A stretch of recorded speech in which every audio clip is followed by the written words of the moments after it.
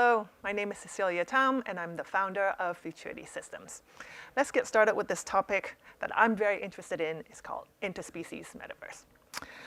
So I want to talk about autonomy. For you and I and everyone, we all have full autonomy. We do many things all the time. But what happens when we give plants autonomy, and what does that even mean?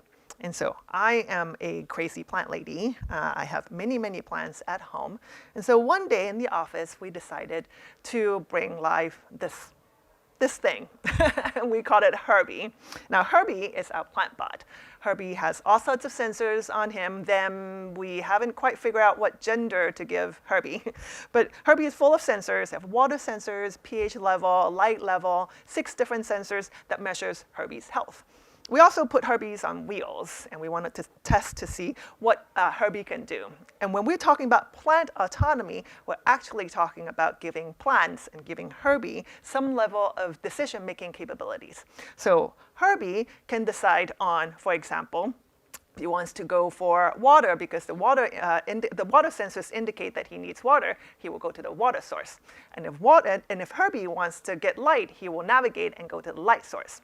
Herbie also have different friends. Here you're seeing Minty, and Minty also have different sensors attached to him. We in fact have a whole entire army of different plant bots connected to these sensors.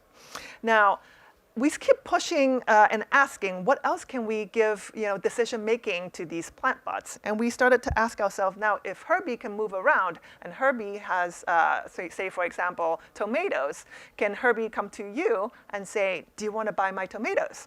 Now, sounds crazy, but if Herbie can sell tomatoes and Herbie can make money selling tomatoes, can Herbie have a bank account? And if Herbie can have a bank account, can Herbie buy things and be a property owner, can even vote in the future? Can Herbie have rights?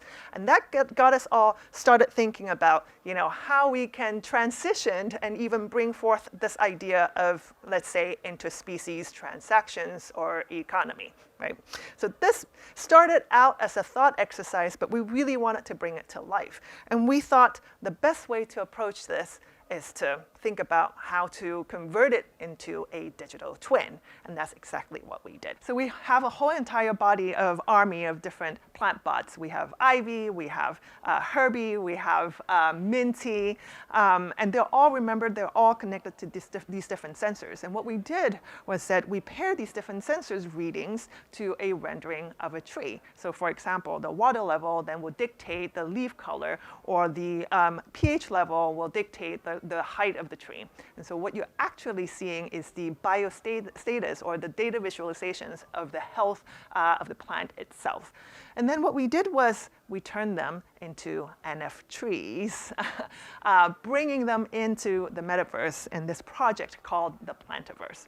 And so we created 500 of these different NFTs, each individually being dictated into a particular biostasis and health status of the tree itself. And so we're selling these NFTs into our platform in the Plantiverse under the Solana blockchain because they are carbon neutral. It wouldn't make any sense to be selling NFTs into a non-sustainable chain. And currently, we're trying to build the first plant-governed DAO so that they can decide on how the funds will be distributed. And so the way this is going to work, and we're still in the plans of making it, is that the sensors will then be paired in the decision-making in where the funds will go. So the water sensors, if the reading is low, then will dictate the funds to go towards initiatives that are favorable into investing into water initiatives. And so this is our project. We're currently in the second iteration of the Plantiverse, bringing them into a 3D form. We're creating these AR trees that people can bring home. And not only that, we have a software, we have a web app that people can navigate and see these AR trees. They can buy these trees. And then through our instant wallet, these trees will be sitting on their phone. And when they arrive home, they can geofence and place these NFTs right in their own home. And they can come back and use the AR app to see these trees in their own home. And so we also started expanding this project, putting sensors into the ocean, for example. We call this NFCs. We're also putting sensors into beehives, and get what we're calling it NF bees. We're extending this project also to mushrooms. Here we're changing a little bit the nomenclature. We're going to call this project non-fungible fungi.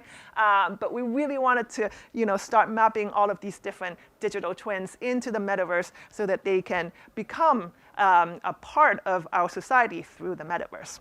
And not only so, we're also creating a digital greenhouse where these trees could live. This is our project called SOFT, which stands for the Store of Future Things.